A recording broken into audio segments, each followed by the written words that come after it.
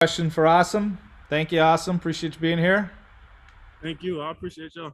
Andrew Jones, you'll start him up. Hey, awesome. Coach Brown talked a lot in the spring, and he has here in the last couple of weeks about the depth, the quality of depth along the offensive line, how that's changed a lot in the last year. Specifically, he's talked a lot about William Barnes. What have you seen from William Barnes and how his game has grown to where he could be trusted at multiple positions in a big game, playing extended snaps? Yep, like you said, he could be trusted at multiple positions at guard and tackle if we need him to be either one. But he's honestly one of the favorite cases on the offensive line right now because I appreciate how much he's putting in that work and it's really shown on the field about how much he grew as a football player in general. But I think he's going to have a big role this year to play. And as for you personally, you had a whole season of film that you were able to go over in the off season. What are a couple of things that you really emphasized trying to fix that you needed to work on from last year? Yep. Well, last year was a real good learning experience for me, and I just needed to. Some of the things I needed to work on was staying square with my sets, putting good hands on people, and just playing without thinking. And that's coming to me more naturally. The game is slowing down for me, so I can play faster without thinking so much. So I really think that helped me a lot last year. Well, thank you. Appreciate that. Isaiah Lucas, then Greg. Greg Barnes. Hey, awesome. With a more normal off season this year, what's been the difference in preparation?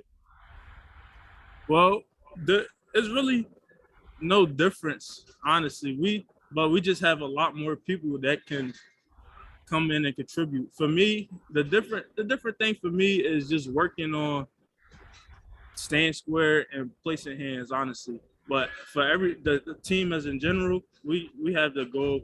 We want to win every game, so we prepare like we're going to win every game, and that's it.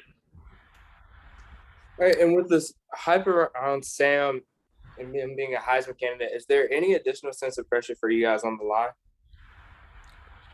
No, there's no pressure, honestly.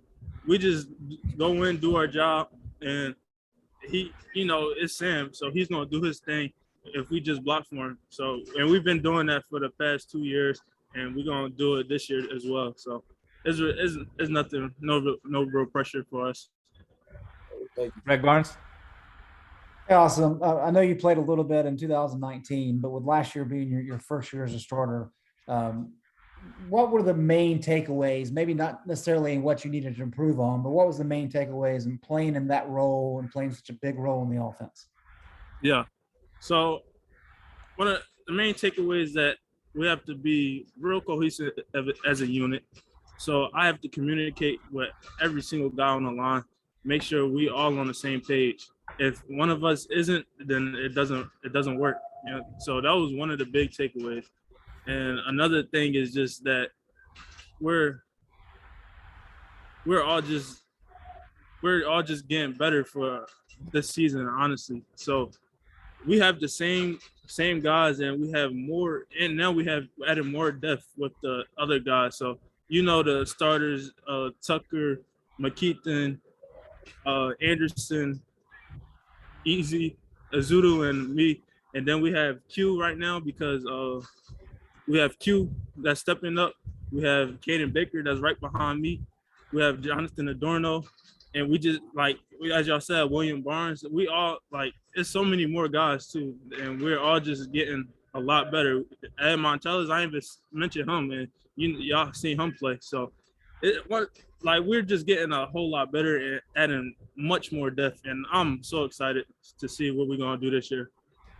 And the fact that you guys are all back and all five starters are back, what did you try to do during the off season as a group to kind of continue to build that chemistry?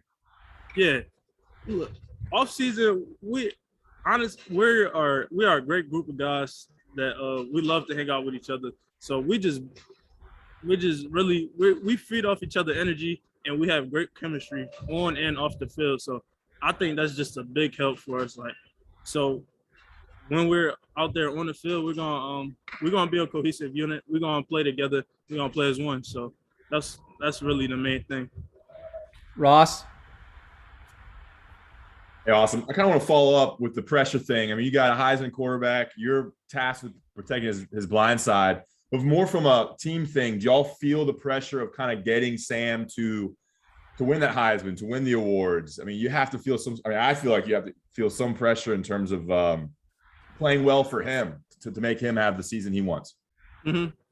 Well, if we just do what we do, like we won't have that much pressure on us because we know what we can do, honestly. And so, I mean, you could say it's a pressure, but I don't really feel it as much, and I know the team don't really feel it as much either. We're just gonna play, and I think we're gonna have a really good year for everybody, and we're gonna get Sam that Heisman. CL. Hey, Sim, I was curious just with the NIL coming to fruition. Did you see out in Arkansas, I think it was, there's a barbecue place that basically they sponsor the offensive line for the Razorbacks, and I guess they get paid in food. Oh, I haven't actually heard of that. That sounds Oh, cool. okay. Well, I was curious your take as somebody that plays kind of a non-glamorous position. What you think of the NIL and if you've had any opportunities so far? Well, me personally, I haven't had any opportunities. I wasn't really looking for any. I don't know. Maybe I will later. I'm not sure. But honestly, I like the idea of having players make money off of their name, image, and likeness. So I'm here for it, honestly. I know I'm not in a glamorous position, like you said, but if people like Sam and whoever else, the backs, the receivers, if they can make money, hey, that's good for them, and I'm happy for them. All right, thank you. Greg Hall, last question or two for Asim. Hey, awesome. I wanted to ask you, you mentioned Q and Jonathan Adorno. So that backup center position with Brian Anderson limited, what did you see out of those guys yesterday? And what steps do they need to make to be regular contributors behind VA? For sure. So Kieran Johnson, right? He's playing a whole lot. So, and I've seen him play, and I think he's a really good player. And honestly, if he just gets in the game, he's gonna be fine. He really doesn't need to take any more steps. He can play right now if he wanted to, but it's just that is he going to get in the game or not? So, and I'm pretty sure he's getting in the game a lot this year. And same with Adorno, he just needs to just develop a little more. And I need to see him a little more in practice. But we haven't had pads on yet. So but in spring practice, I did see him a lot, and he's going to be really good too, and a good contributor to the team. In the past, Mac has, I don't know if concern's the right word, but just voiced quietness among the offensive linemen with communication. Where are you guys at right now since this is going into your third year cohesively? Yeah. Well, first couple years, people don't really necessarily know how to run the offense, And like last year for me, this is my first year. I was a little hesitant to say stuff, But this year, it's a different game. So the game is coming to us and slower, so we can make calls, we can communicate clear and loud, so we can protect Sam and get these big runs. Awesome. Thank you very much. Appreciate you being with us.